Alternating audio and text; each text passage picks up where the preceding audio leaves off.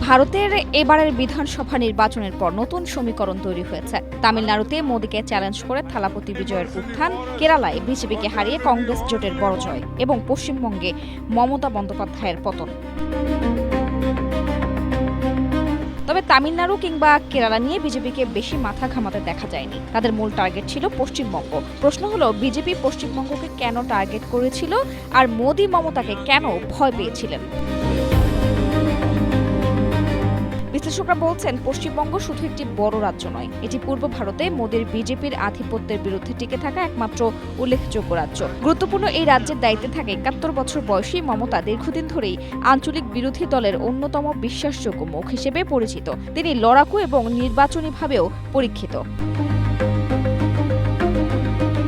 এবারে নির্বাচনে তিনি জয়লাভ করলে জাতীয় ফিগারে পরিণত হওয়ার সম্ভাবনা তৈরি হয়ে যেতে পারে বলে শঙ্কিত ছিল বিজেপি। পূর্ব ভারতে আধিপত্য টিকিয়ে রাখা এবং মমতা বন্দ্যোপাধ্যায়ের জাতীয় ফিগারে পরিণত হওয়া ঠেকাতে পশ্চিমবঙ্গ ও মমতাকে টার্গেট করে বিজেপি। গেল ১৫ বছর ধরে পশ্চিমবঙ্গ মমতা বন্দ্যোপাধ্যায়ের তৃণমূল কংগ্রেসের দখলে ছিল। রাজ্যটিতে ক্ষমতায় আসতে বহু বছর ধরে চেষ্টা চালিয়ে যাচ্ছিল বিজেপি। এজন্য এবার নির্বাচনী প্রচারণায় বাড়তি গুরুত্ব দিয়েছে তারা। প্রচারণায় বিজেপির শীর্ষ নেতারাও হাজির হয়েছিলেন। কেন্দ্রীয় স্বরাষ্ট্রমন্ত্রী অমিত শাহ থেকে শুরু করে দেশটির প্রধানমন্ত্রী নরেন্দ্র মোদী পর্যন্ত এই রাজ্যে প্রচারণায় এসেছিলেন। তবে মমতার হারের পেছনে প্রধান ৫টি কারণ উল্লেখ করেছেন বিশ্লেষকরা। পশ্চিমবঙ্গে সবসময় নারীদের ভোট বেশি পেয়ে আসছিলেন মমতা বন্দ্যোপাধ্যায়। লক্ষ্মীর ভাণ্ডার, কন্যাশ্রী বা সবুজ সাথীর মতো প্রকল্প তৃণমূল কংগ্রেস সরকারকে নারী ভোটারদের কাছে জনপ্রিয় করে তুলেছিল। কিন্তু এবার সেই ভোট ব্যাংকে অবধারিত ফাটল ধরেছে, যার বড় কারণ নারী সুরক্ষায় তৃণমূল কংগ্রেসের চরম ব্যর্থতা। এসআইআর বা ভোটার তালিকার নিবিড় সংশোধনের ফলে পশ্চিমবঙ্গে যে ৯০ লাখেরও বেশি নাম তালিকা থেকে বাদ পড়েছে, তাতে তৃণমূল কংগ্রেসই বেশি ক্ষতিগ্রস্ত হয়েছে।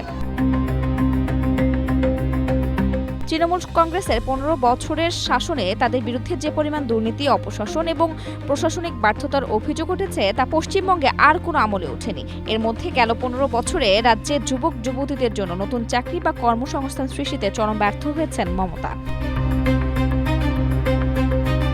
রাজনৈতিক পর্যবেক্ষকদের মতে মমতার একটানা নির্বাচনী সাফল্যের পেছনে একটা বড় কারণ হলো রাজ্যের মুসলিমদের প্রায় একচেটিয়া সমর্থন আদায়। পশ্চিমবঙ্গে জনসংখ্যার মোটামুটি ৩০% কাছাকাছি মুসলিম, আর এর মধ্যে ৮৫ থেকে ৯০% ভোটই বরাবর তৃণমূল কংগ্রেস পায়। কিন্তু এবারে সেই প্রক্রিয়ার পাল্টা একটা হিন্দু ভোটের কনসলিডেশন হয়েছে, যার সুফল পেয়েছে বিজেপি।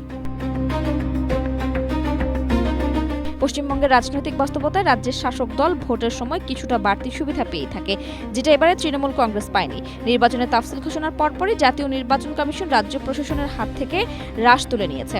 ঢালাভাবে জেলা শাসক ও পুলিশ সুপারদের তারা বদলে দিয়েছে। সেই সঙ্গে ভোটের আগ থেকেই রাজ্যে মোতায়েন করা হয়েছে ২,৪০,০০০-এর বেশি কেন্দ্রীয় নিরাপত্তা বাহিনী। তবে নির্বাচনে হারের পরও দ্রুত ঘুরে দাঁড়ানোর হুঙ্কার দিয়েছে Mamata. Desk report, Asia post.